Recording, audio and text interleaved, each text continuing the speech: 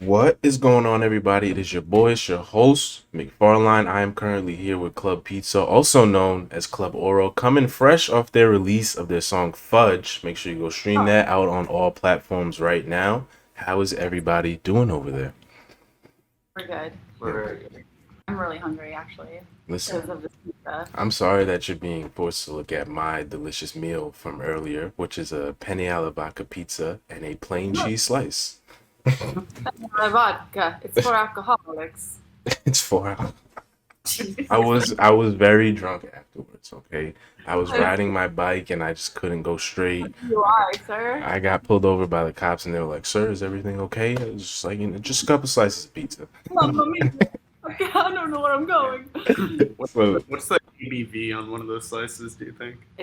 Probably 12%. 12% of alcohol in the pizza. Pizza, yeah, 12. Because if you cook it, it makes it stronger. That's That's exactly how how it that works. works.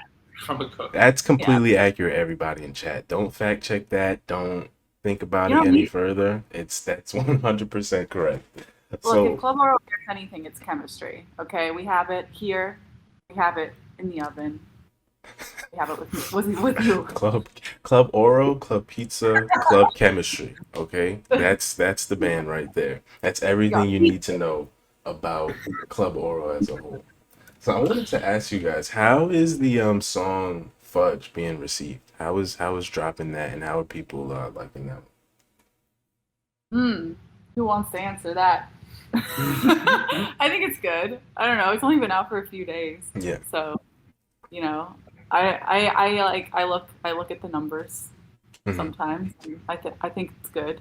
I feel like I feel like people are only gonna like tell you what they think if you ask them. Hmm. I don't know. Like besides, everyone just like reposts pictures of the song, so I don't know if that means they love it or if they like it or if you Yeah. know what I mean. Yeah. You can't really gauge it. I care, but like I feel like you don't really like know how much you like your own song until it's been out for a few months, and then you're like, oh yeah, because we've listened to it so much at this point that it's like So I can't yeah, even let it touch my ears right now. that makes perfect sense. What song, looking back now, are you like, yeah, I like this song, or this was well received, and you know that is, like the song right there. I feel like Cavities now I like it so much more than I did when we Yeah. released it. I Yeah. agree with that. I've listened to Sorry since I've maybe heard it once since we released it, and that was like January. Why But haven't you listened to it? Is there any specific reason for that, or just mm, um, I think I'll come back to it eventually. Mhm. I think that was the longest process we've ever had. Because the song was like a year and a half old by the time it was released. So Yeah. for me, it was so. I heard it so many times at that point that It's just, yeah, you need to put it to bed for a little bit. yeah, I just don't need to hear it. I was actually listening to Cavities today, and I wrote a whole like thing about it, honestly, right? Because that song is so good, especially in terms of the arrangement.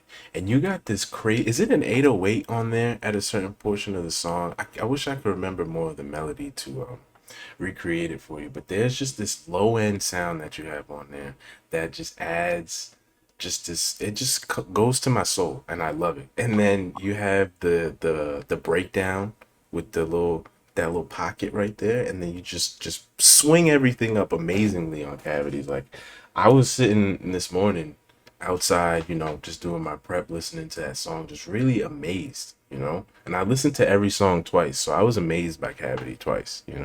So I'm glad that you see that that's a well received song. But I wanted to ask you about specifically about that track. What went into making it such a quality track? Probably what goes into making all of our songs, which is like an intense amount of like just deliberating and like trying a million different sounds and Yeah. like I mean, every time that we make something, we throw out like 90% of what we actually record, and then we keep like 10% of it. Hmm. So that was like, I don't know, like that song came together like pretty cool though. I think we were like about to go play a show, and we were like, I don't know, like we were just like in a creative mood, and we recorded it as we were like going out the door. So it had like this like very like immediate like hookiness to it. We were like, oh yeah, we'll for sure like come back to this and yeah, we did. I don't know. I can't remember too much about like Yeah, it came together. I think the like the verse and chorus, and we put the beat together pretty quick. Mhm. And that like synth bass kind of part was in from the beginning, and I actually thought we were maybe gonna like scrap that and redo it because it was like so temp. Yeah. And then I think as it went on, we was actually like, oh, this is actually a pretty cool component for that song. But it existed, I think, as just kind of like a demo of one of ours, and we weren't sure what to do with it until we revisited it again with fresh ears. And then that whole outro sort of bridge, I think that chord progression just kind of came up for us out of nowhere, after not touching the song for a little bit and coming back, and that part just came together and fit in so well. So you said it took a lot of deliberating. What does that deliberation look like? What is the starting point? Who's the person that says like, "Oh, I got this idea, or I got this melody, or I got this drum pattern." What does that deliberation look like from the start? And then to like, I don't know, maybe the middle before you get to the end. Well, I feel like all of us play different instruments, so we all I think we all have different melodic ideas that we just take turns trying to record. Yeah. Like I think the reason why I feel like I describe it as deliberating is I feel like because all of us have a lot of ideas, it takes a long time to synthesize what's actually cohesive out of just a mess of shit, and I think just how democratic we've tried to keep the process, because we came from this whole vibe of making improvs together and jamming together and kind of writing songs on the go. We really wanted to preserve that when we started recording actual singles and stuff. That improvisation to everything. Yeah, it's just I feel like it just gets kind of thrown together, and usually we end up with about a minute or a little bit longer of a demo with our first pass on any song, and then the kind of the challenge is always finishing the song. You know, I wish every song could just be a minute in life. I wish that was more normal, because that would just make our lives so much easier. There are some really cool artists out there. Like the first example that came into my head, some of Earl Sweatshirt songs on some rap songs are not even close to 2 minutes, and I really think he hit the nail on the head with just some experimental sounds and rapping that was really good. So it's possible, and I feel like if you as a collective whole, as a band, tried to execute that, it would be done very well. Because I listened to that demos tape that you have on SoundCloud, and I was looking at that, and I just thought to myself, man, I really miss when demo tapes were more popular. People would put out an album, a couple months later you would get the rough drafts of that. Mac DeMarco was really big on that, and a couple other artists that I was like, this is something that makes just this whole genre, this whole vibe of music completely unique, because I get to see kind of the thought process of the musicians at the most purest moments of the song. So I really think it's cool that you take the time to take those minute drafts and put it out in a public way, so people can honestly digest your music in a certain way that's a lot more fun and a lot more invested than just oh, I found this single on Spotify or SoundCloud or something like that. So I think it's really cool the approach that you take to your music and having these little snapshots to build off of, because it adds to that style that you're going for. With every single that you put out, there seems to be a purpose in making it different each time. And I wanted to ask you, I'm jumping the gun a little bit here, but I wanted to ask you how you think style, that style change on every track would flow into an album. Ugh. I'm I don't know.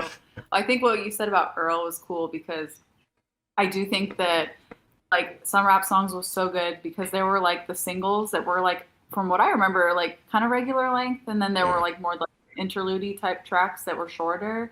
And I guess I imagine that at some point when we do a full length project, we probably will have. I would like to have interlude type tracks that aren't fully arranged songs or fully single length. I would, because we have done so much stuff like that, and that seems to come a lot easier to us than just writing a whole song in one session. Yeah.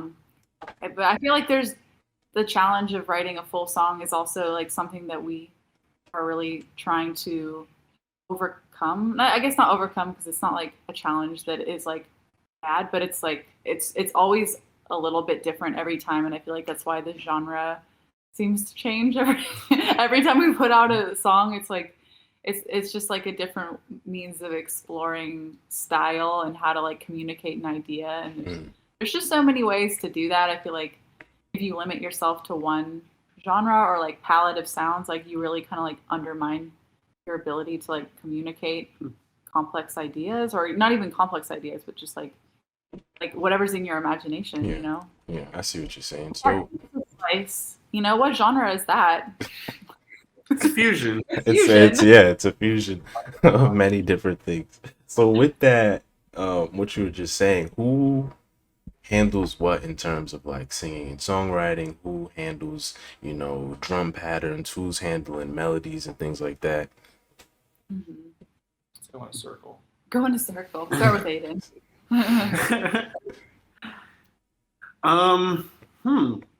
Well, I think what I like about this project that's really unique in terms of like other bands that I've played with is it really does feel like it's a full collab every time. So one thing that we like to do is we definitely all kind of have like a main role, but there's definitely the opportunity for us to all kind of branch out and like play other instruments. And so there's certain tracks where Danny like comes up with the beat and comes up with these really awesome beats, and there's other ones where maybe Connor takes more of the rhythmic lead, and each part of the song I feel like everyone has their own kind of influence in. Yeah, I mean, obviously, like I sing. Danny also has contributed vocals on a few. Okay. Connor like plays everything, but I feel like guitar is like a big composing instrument for him and for me too. Like, I don't know, we're all like into guitar. I think we all played in rock bands, so we're all like guitar people, and we all want to play guitar on like every song. And that's like, I mean, Have we all played guitar? I think so. I don't know if I have yet, but Danny contributed guitar to Fudge, which just came out earlier this Is it that reverse guitar? Is that you? No, that's Connor. That's Connor. And he does, That's hot. That reverse guitar is hot. Yeah. I heard that and I was like, damn, this is solid. But Danny, I got a question specifically for you. What is your production style? What is it like to play drums in a band? Because I myself really enjoy that side of production and do it quite often. So I wanted to ask you, just what is that like for you? Because there's some songs where you're going sick on the drums. Okay, absolutely sick. Oh, thank you. That was my first instrument, was drums. I think me and Connor really lock into rhythm. I think that's what I contribute the most, is like bass or drums, or so I can't take all the credit for that. This guy too. And we also have our friend Kristen that like will play live drums. Who played on the new song? Yeah. She played on Fudge. But yeah, that's just like, that's my favorite instrument. So okay. It's just my time too. I see what you're saying. So is there a lot of outward, like, I guess like third party people that you bring in like making stuff? Like you said, you have your friend play live drums sometimes and they were on Fudge and things like that. So is that happening often? I think, is she the only other person who's played on one of her songs? Thus far. She's the first outside contributor. Although I actually should mention that we do have a fifth member who isn't there. His name is Alex. He's our engineer and producer. Okay. Very involved in everything. He doesn't particularly play, but he's like the sound guy. Yeah. You got to make sure. The aesthetic in a major way. So is he majorly involved in the ending of everything? Like, you recorded this track, you have everything laid out, you send it to Alex at that point? Every step. Yeah, he does so much. Yeah, besides Alex does everything. Yeah, like Alex mixes our music. Our friend Jack masters our music, and he's done that for all of the songs that have come out, so we should shout him out, of course. Jacked out. Jack out is the boy. Shout out Alex and Jack. Yeah. What is it like? Oh, sorry. Go ahead. Oh yeah, I was saying we keep it like kind of really like tight within our And group, like making stuff. okay, Yeah. yeah. So I was gonna ask, what is it like to have that dynamic where it doesn't go outside of that, circle that you have? I feel like we ended up taking it to like a pretty big extreme as a group because we like really wanted to not just like do that in recording music, but we also like make all of our visuals and like videos Yeah. in the house, and like we make all of our graphics. We like grew our own shows for a long time. We were doing house shows here for like a year that we were curating. Like we basically like tried to make Club Oro into like its own universe, and I Yeah. think we did that pretty successfully. And well, I mean, it's not over. I'm like, talking about it like it's over. Like it's not over. Like This is a retrospective this is interview. a Club Oro, In a pizza memoriam. memoir. A Yeah. Club Pizza Memoir, formerly known as Club Oro. Yes. So, Yeah, so we're really into like the DIY ethic. Like yeah. that's something that we've all had so much experience with. Like Connor and I came from Santa Cruz. Like we were playing in a band up there before we moved down to LA, and that was like a much smaller scene. Everybody was throwing house shows. Like everyone did all their own recording. Like super DIY. So like we always loved that. Like we just love doing it ourselves. Yeah. You know. Yeah. And there's nothing better. I mean, obviously there could be better things than that if you have like a lot of money and extra time, but if you don't, then you're Yeah. doing it yourself. And I it's a think, good start, honestly. yeah, I think the band is doing a really good job at um, taking that DIY aspect of everything and just wearing it as a badge of honor, promoting and getting the music out there. And like, I mean, it may have been randomly by me, vetting the song, but getting Anthony to listen to it and critique it. And even for me, we were talking about this a little bit yesterday, like just this whole that's the sound that you have is a sound that I haven't been attracted to in music in a very long time. So to actually have something that's a band, because I miss listening to live instrumentation and a group of people coming together to make something. Like having a song like Sorry and Cavities just to start my bike ride off with, almost every time I go for a bike ride is really good. So this actually segues into the next question I wanted to ask you. About just the California music scene and the music that you're related to specifically, because there are a few albums like some R&B and soul, a couple some duos that I found by starting off my bike ride with your song, and then I'll get like two or three quality tracks after that. So I just wanted to know if you're really aware of who you're adjacent to in the music industry on these streaming services, and what is it like in California listening to music, digesting music, and things like that. Yeah. Well, I don't know like what we're adjacent to because I use Tidal and Tidal doesn't know us at all. Yeah. I'm pretty sure I might be the only person who has ever listened to Club Oro and Tidal. I know that Apple Music. Actually, we made friends with the guy who directed the video for Fudge, which I just said that online. Okay, now people know there's a video. Surprise! Surprise! Surprise. The guy, the guy that directed the video and like just knocked it out of the park was a guy that discovered us through Apple Music, Mhm. and I want to say he was listening to like his own music, and then it like somehow went to us, Yeah. and then he found us and like DM'd me and was like, "Yo, like I want to collab with you guys," and I was like, how does anyone find us like at this point? And Mhm. it was cool because I didn't even know people listen to us on anything besides Spotify. Yeah. It's like, how would you know? They don't even have like anywhere that you can look at your numbers, I think, except for I guess your distro, but like that's all boring. But he made a mouth sound.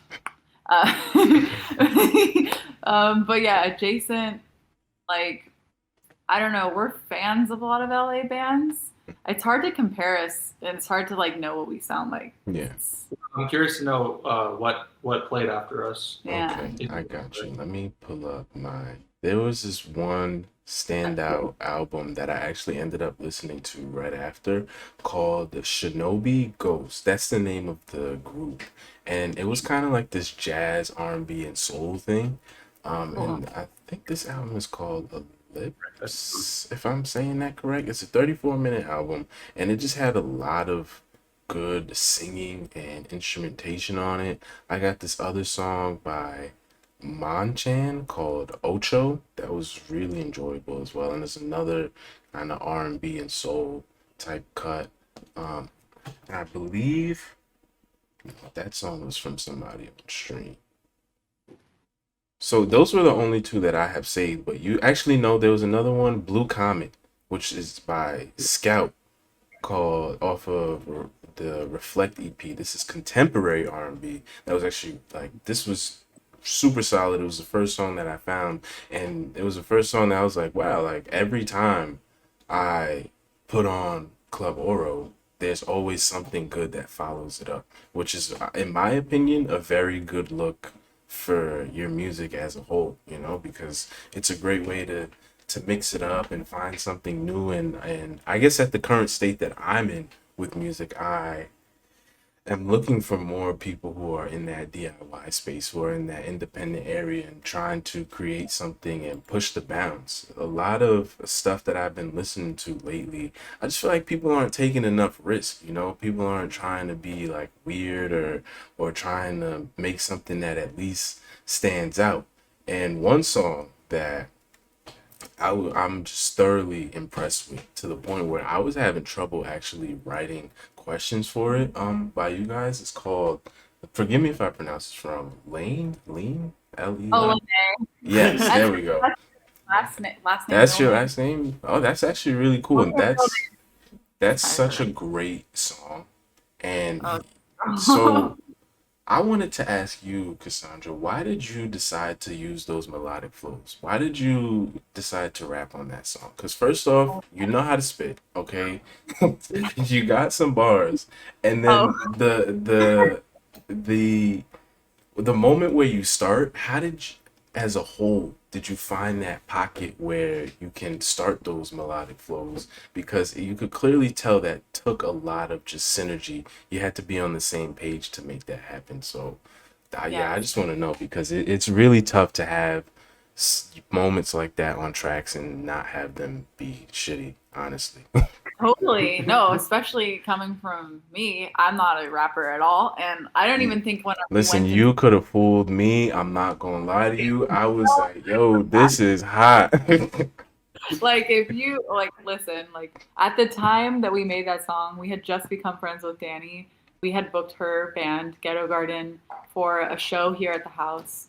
And we were really trying to like merge the hip hop scene with like the indie scene in LA. Like we really wanted like hip hop acts to always play here along with like indie pop or rock bands. Like we thought it would be really cool to bring those two worlds together because we really like both. Like just our listening habits are like pretty much that. So like we had a few songs that we made where we really tried it with the hip hop like flavor and it did not go well. So like I feel like Lene was like the most like that we had reeled it in and like kind of found like the perfect balance of like what we sound like with that. But like you were saying, like, oh, you could have fooled me. Like if you had heard like some of the other shit that we made at that time period, you would have been like, oh hell no, like she Yeah. cannot rap. Like that's really nice of you to say. But, I like, honestly now I want to hear it. Now it's never going. That's like blackmail. Like if anyone hears that stuff. oh now I definitely gotta hear it. I need to have that in my back pocket just because It'll get leaked. Yeah, it'll get leaked. There's no Wi-Fi going into that safe. It's, No, that safe is like underwater. Oh, no. it's broken. But Listen, like I think trying to rap is fun. It's just yeah, not, yeah. you know, it's more fun for me than it's going to be for most listeners is what I have deduced. And that's sometimes like honestly your vocal tone like will like make you ineligible for being a rapper. And I Yeah. feel like I have those like vocal tones that just like doesn't sound good rapping. So even if I did have bars, it would sound goofy. Like sound like your neighbor, like Mr. Rogers rapping. Mr. Rogers trying to listen. Y'all need to go listen to this song in chat because she's definitely downplaying this right now. Like it was well executed on the track. So I gotta hear this song or hear the demos to that in order to get some more perspective. But with that, I wanted to also ask, as a band, how do you go about critiquing yourselves as a whole and then individually as well? Very Wow. aggressively. I think with that, we've kind of developed like somewhat of an ability to try and listen to our songs as listeners. Mhm. I know that sounds a little bit dumb, but that's really what it is, because you know when you make your own music, a lot of the time you're thinking about it as like the perfect version of it, Yeah. or there's a lot of stuff that's in your head that other people don't actually hear. Mhm. So I think when it comes to like, especially being a self-producing band, like you had to find a way to like drop all those like extra thoughts about what you want it to be and what you think it can be, and just sit there and listen to it, and just try to be a person listening to music. Yeah. And Word. it's taken a while because, you know, obviously it's your music, but once we get there, you can kind of tell like, oh, I'm not moving around to this part of the song. Like that means it's lame. Yeah. And then you can kind of like hone in on those moments where you're not trying to like something. Yeah. There's not a song that we've made that doesn't have like 5 different versions of it, Yeah. because Least. we're like always going back and be like, hell nah, like that part sucks. We need to try that again. Like Yeah. I think that's happened every time we write, really. Yeah. Yeah. Songwriting is like where like the self-esteem really goes into the pit. Honestly. like, That's true. like That's not a tough thing to do, or it's not an easy thing to do at all. yeah, it's like the rope that you descend into the cave with, but it's also the rope that gets you out of the cave. Yeah. So when you're in those moments of trying to songwrite and you're trying to get things started, or you're deliberating or whatever it may be, when does everybody kind of have that aha moment where everything clicks, you know? When we start, Yeah, I mean, at any point, you know, when does that, or like, this is it, this is good, or this is what I'm contributing to this track, or to, you know, these lyrics, or to this melody, or to, you know, whatever it may be. When is that aha moment when you're think just trying to come together? When all of us agree that it's good. Okay. Usually, like, we're always like, there's always one of us that's like, if we're not all on board, then we're gonna like go back and fix it. So if all 5 of us, including Alex, are like, all right, like we got it, then that's usually the like deciding factor. Does that happen often where you're all on the same page? No. I think for every song that we have out and every song that we work on, you know, it's a little bit like, you know, songwriting is kind of like a maze, or like you're in a puzzle, and like when we're stuck in a corner or something, I think when we're all pooling together, like there always is eventually a moment that all of us agree on, and it always, those moments, it seems like the ones that we don't like labor over the most, or like really try to overthink. There's just, you know, there's times where we're just kind of noodling around, and then all of a sudden it's like, oh, that's it. You know, so for Fudge, for example, that just came out, you know, we had our verses and our choruses, and we all felt really good about that. But we weren't totally sure where to go from there, and we were just kind of, when we were having a session trying to figure it out, we started putting that chord progression together for the bridge, just kind of randomly. And I think when we got 3 chords in, we were like, oh, this is going somewhere. And it ended up being like a really satisfying chord progression, really like cool kind of feel change, really cool opportunity for Cassandra to come up with some really satisfying vocal parts. And Alex did some really amazing production choices. Ooh, yeah, he did. Ooh, my God. Oh my God. That man can mix. I feel like, just to like, I don't know, like maybe contrast like everything they said a little bit. I do feel like as an artist, even like before I started making music, when I was just like painting and shit, I've never felt like anything is done. Like I think that usually to me, like a song or like a piece of art is done when you're just like, I can't fucking do this anymore. Like, and like either you release it because you feel good enough about it, or you throw it in the garbage can. Yeah. So like, not to be like super like dystopian and like nihilistic about it. It's just like, to me, like I can never feel done. Nothing feels done. So like, it's hard for me to say like when there's an aha moment, because like aha doesn't happen to me most of the time, but if it does, it's usually because like I really feel energized by an idea, but that doesn't mean that idea won't creep up on me later at night and like throttle me Yeah. within an inch of my life. Do you know what I mean? Yeah. I don't, maybe that's too much. No, I see what you're saying. In the scope of the band, you don't have an aha moment either, or you just feel like that's not something that you're able to achieve with your artwork, or it just looks different with you. I feel like, to me, Club Oro is like the closest I've ever come to feeling like consistently good about what I'm or what we're making. Mhm.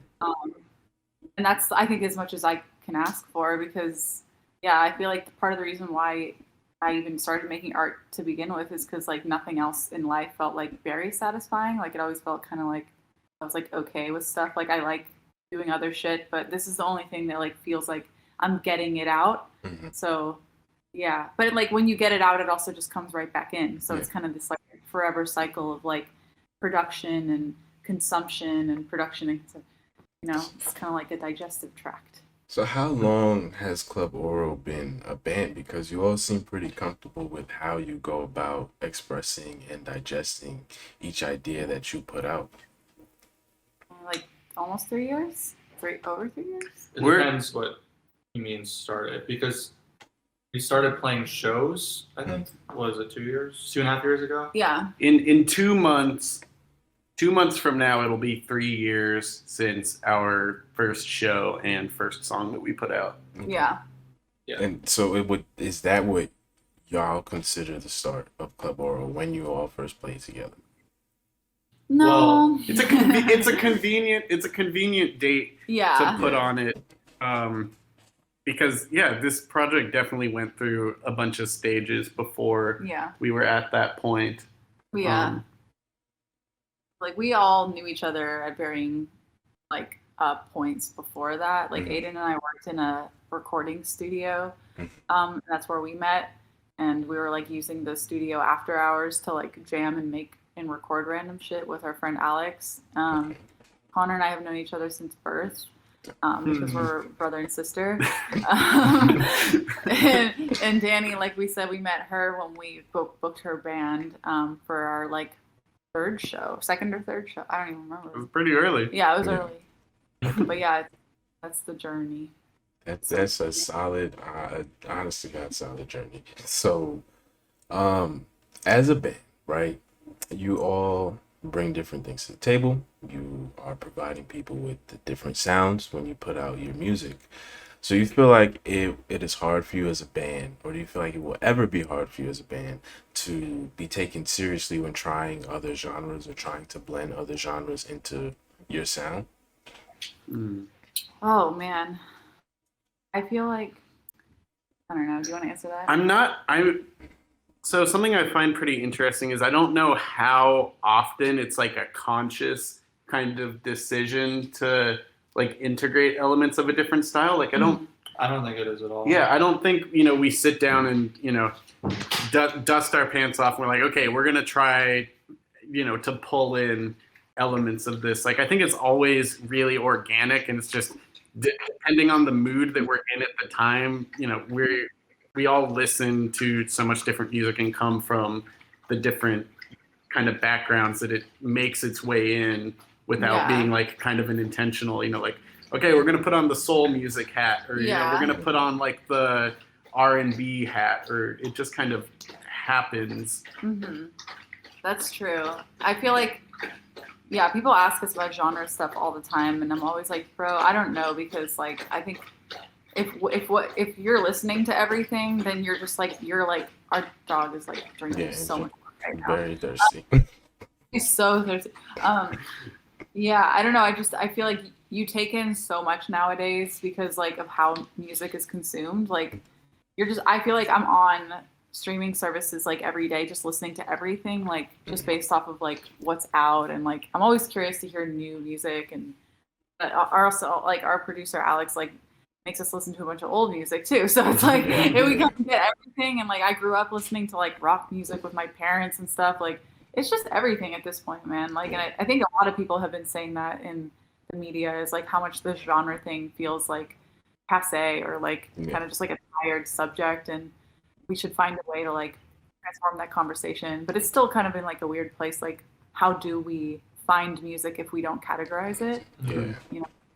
So with that chameleon like aspect to your music, right? It just kind of comes out as you see fit. How do you think that would also translate into performing live shows? Are there different versions of these songs that you would perform live, or would you perform it the same way, or would it just be like a completely different production of everything you're doing? I've heard other people say, at least our Alex says that when we perform live, it comes off a little bit more rockish, just because we don't. There's a lot of our songs have like electric drums and like samples and all that, like kind of like in the computer stuff. But when we're on stage, we're kind of just a band, and that kind of colors it in a lot more of a consistent way. But I mean, we haven't played a show in a while, obviously, so we'll see what happens. What are the date on those live videos that are on Instagram? Because those are pretty well done. I like those a lot. When were they? Yeah. I think they stopped in March of this year, and they went all the way back to like November, I think. November or something. Yeah. November 2019. That you were doing those live performances that you posted on.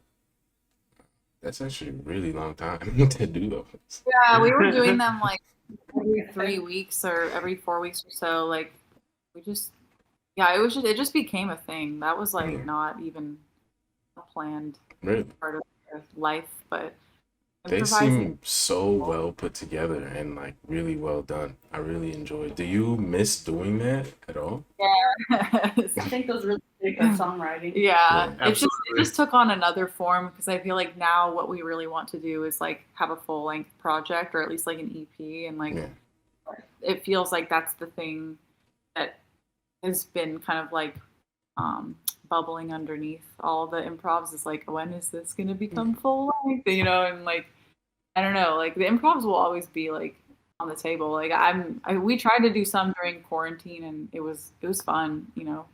But yeah, I think we just were like at the point where we're like, dude, we had to like make longer songs. Finish songs. Yeah. We have a finisher problem. We have no starter problems, but we have a finisher problem, you know. Yeah. Do you think that stems from a specific aspect of making your music, or like, or is it just that creative block at times when you're like, this is not done, it still needs to go through the process? It's curious. I feel like it has to do with all kinds of like external and internal factors. Like sometimes it's just the type of time of day that you start. Other times it's just like the way that how many ideas you have to recycle or cycle through before you find something that you like. It's just, I don't know about how other bands are or how other artists are, but to me, like completing an entire song in a session is like so hard. Like I think we've done it like once or twice. So like to anybody who's like listening to this and does that, like I freaking like commend you so hard, because shout out to those people. I don't know how it happens. But it's like it's to each his own, I guess. Like I don't think there's anything wrong with the way we do it. I just think that it has its own unique set of challenges, and I'm sure writing a song in a session would also have its own set of challenges. Not that I know what those challenges are. I don't think it's happened since Lene. Yeah, Lene had challenges though. Like I feel like that. Yeah, but like from start to finish, that was like I think that was the last time that we wrote. We didn't restructure it. Yeah, the vision of that song was very clear, even if it's your genre. Like it was, we all knew what we were trying to do, and I think that like the more that you try to like elevate your work to like the next level, or like challenge yourself, the more that can become like complicated. Like trying to like communicate an idea, because then everybody wants to communicate like a crazier idea than the last time. And then it's like, whoa, how do we like say all this together? That makes perfect sense. Okay, so we got like 10 minutes left. I just want to say this here. Club Oro, special band, very special band. I'm really glad that I, stumbled upon your music, on reviewing your music that one time. I'm glad that I stuck with it. I'm really glad that I was able to land an interview with everybody because I've never interviewed a band. I didn't, I've never looked further into music from a band that I liked a lot. So it was very exciting for me this morning, during my Aw. morning routine, to like sit down, listen to this music because I had that moment like, fuck, like I really like this music, So it was a surreal moment for me. Something like this for myself is always what I wanted, and I'm glad that I was able to sit down and talk to you guys. But now we're gonna switch gears for a little bit. If there's anybody in the chat who has questions for Club Oro, feel free to drop those in the chat and I'll relay them. But now we're just gonna talk about food. Who likes what. Let's get like favorite cereals, favorite candies, pizza toppings. Just give it to me straight for the rest of the interview. Holy crap. I eat chips like every day. That's not unique, but come on, No, man. chips. You could get a solid like those. What are those? The kettle. They have Oh, them I out know here. earlier. Those are great. You know And you know what I love about those is they're always innovating their flavors. Like exactly. they don't quit. Like I think that their creative team is so inspired all the time by like culture Yeah. and like culinary. Like they're pushing themselves. Like I went to the liquor store yesterday and they just to buy Topo Chico and they had truffle kettle chips and I was like, Truffle what? kettle chips. Wow, Wow. that's Like actually they brought crazy. truffle to the masses. That's so inspiring because like you have to get pigs to hunt for the truffles out there. It's not like an easy thing to get You truffles. gotta My get friend works pigs them. to It's hunt for the chip expensive. flavor, the chip Yeah. flavored truffles. Yeah, man. That's all I'm Chips. saying. Okay, so we got chips for Cassandra. Who else likes something? I'm big into soups. Soups. What kind of soup? Like I like albondigas soup. I I've like never heard of that. It's like a Mexican meatballs. Okay, that. okay. They got Is it just like, is it just a meatball soup, or is there other things in there too? So it's like you get the garlic, Okay. you get the tomatoes, and you put it in a bunch of broth, and you make the meatballs out of like usually it's like sometimes it's lamb, Hmm. but I was vegetarian, so I gotta use Beyond Meat. Yeah, yo, Beyond Meat, everything needs to be Beyond Meat. Once that became a thing, we should have just stopped killing animals, honestly. Like, I'm saying, yes. Yeah, the meatballs are like a mixture of like egg. You got some herbs. It's rice. Mhm. The rice is important. okay. You Breadcrumbs, roll right? them up, you boil them, and you throw some like carrots in there. You throw some celery. This sounds like a real hearty meal. Like, Broth. this sounds Oh like a yeah, really good soup. So yeah, good. it's great. So Yeah, we it's got like a garlic broth. Really Yeah. good. chips and soup. If I had to pick out of those two things right now, chips, I'm going sweet chili Doritos all the way. Sweet chili Ooh. Doritos are the best. Nothing tops that. Somebody hasn't had them? I haven't had them. I haven't had those. No, I haven't. I love You Doritos. That's the purple bag, right? That's the purple bag. Listen, after this, go get you the purple bag of Doritos and come and talk to me, all right? I'm not gonna be busy. I would like to hear your opinion on some purple Doritos, purple bag of Doritos. Soup, All right. if I had to do soup, I'm thinking I like me just a classic like tomato, like basil, Get you a grilled cheese on the side and Grilled a cheese on good the- salad, I'm good for the rest of the day. I could take a nap after that. But Daddy, what's your favorite thing to eat? What do you enjoy? Connor stole soup from me, so I think it's a close second. I love waffles. Waffles, Oh, waffles. Okay, Waffles. waffles can do no wrong. What are you putting on the waffles though? You getting like butter, syrup, chocolate chips, fruits? What are you getting? I'm a blueberry person. Okay. So blueberry waffles, Yeah. syrup. Mm. And that's it. Plain, or you No can do a combo. plain waffle Hmm. with butter and strawberry jam. Oh, that's a mix up. That's a I mix love up right there. You just put some people on, okay? Because I never put strawberry jam on my waffle with Oh, it's some so butter With a little bit of butter, yeah. and much. syrup. Yeah. Mm. Throw some. I wouldn't do the syrup with strawberry jam, but I'd put like some like whipped cream on it or something. Oh, Oh. wow, Yeah. that. Hold on a second. This might be getting too spicy for Twitch, okay?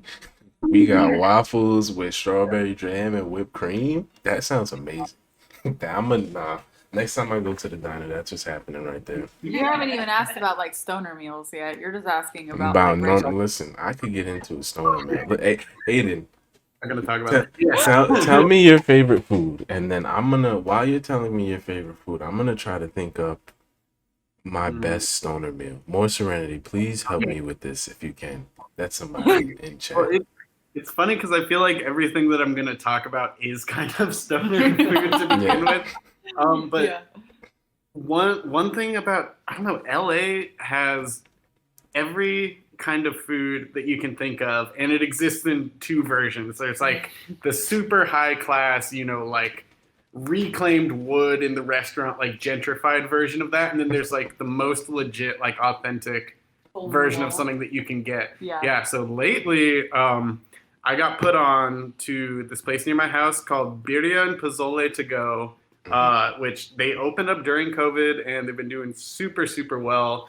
So that's been like one of my things is going in, getting these. I get like 3 or 4 of these crunchy shell tacos and the big side of consomme that you're, French dipping your taco essentially, which is fantastic. That's like my new favorite. I'll hit that. Yeah. Teddy's Red Tacos is the exact same thing.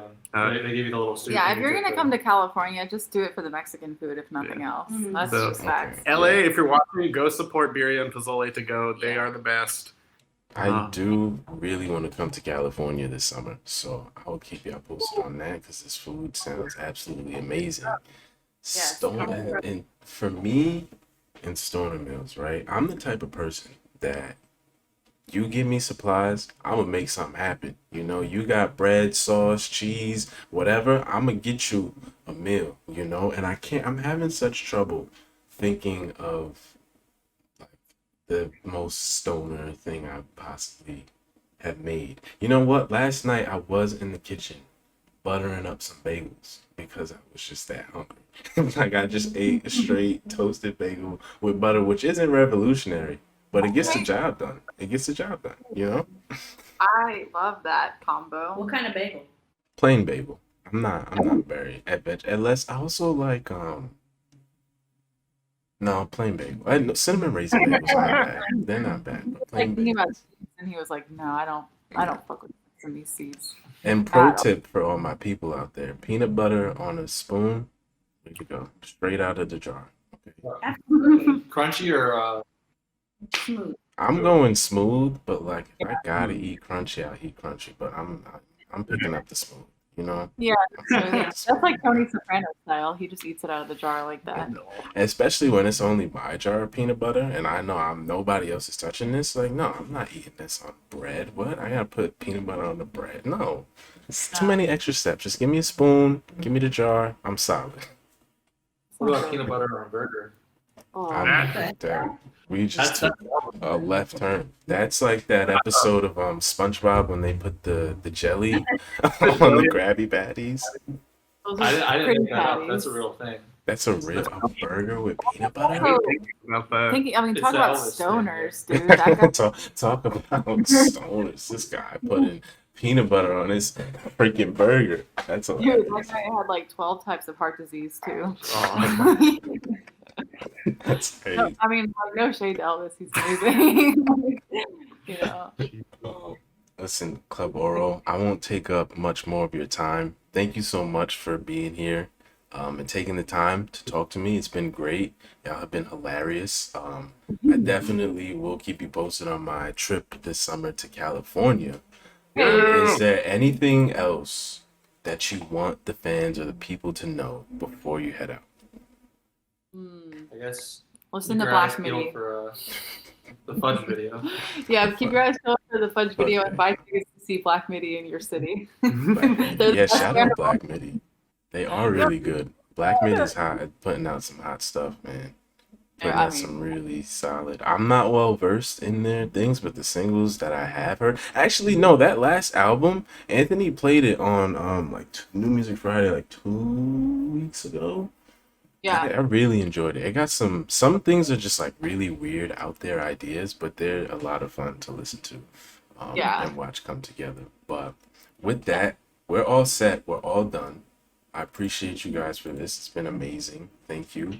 I can't wait till we get the opportunity to speak again. I'm looking forward to everything that you have dropping. I'm going to be listening to this or watching this Fudge video when it drops, putting it on my story. And yeah, I really appreciate you guys for this. Thank you. Oh man, thank you so Thank you. much. We Yeah, love no you. problem. Thank you. No problem. We'll be in touch, everybody. All right. All right. See you in Thank you. Cali. In Cali. See you in Cali.